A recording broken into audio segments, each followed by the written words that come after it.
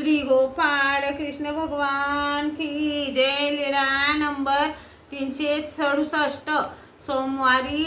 सोमवारीला द्वादशांच्या उपाराचा स्वीकार। एके दिवशी सोमवती अमावस्या आली। सर्वज्ञांना सकाळचा पूजा अवसर झाला। मग द्वादशाने सर्वज्ञांना विनंती केली, जी मी उपार करीन। सर्वज्ञांनी विनंती स्वीकारली। तेव्हा मागाहून सारंग पंडितानेही विनंती केली। सर्वज्ञांनी त्यांचीही विनंती स्वीकारली। मग द्वादशांनी घाईघाईने सर्वज्ञांपुरता उपार तयार केला।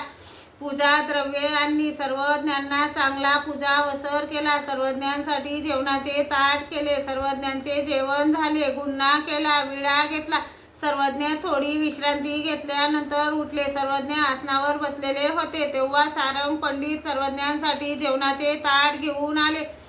पूजा द्रव्ये, चंदन, विडा असे घेऊन आले। तेव्हा सर्वज्ञांच्या गळ्यात फुलांची माळा व श्रीमुखात पानाचा विडा होता। सारंग पंडितांनी दंडते घातले, श्रीचरणा लागले। सर्वज्ञांनी विचारले, पांड्या, उशीर का हो लावला? ते म्हणाले, काय करावे, ह्या बायांचे लवकर आटपतच नाही। मग सर्वज्ञांच्या कपाळावर आडवे चंदन लावले, श्रीकंठी माळा घातली, विडा समर्पित केला।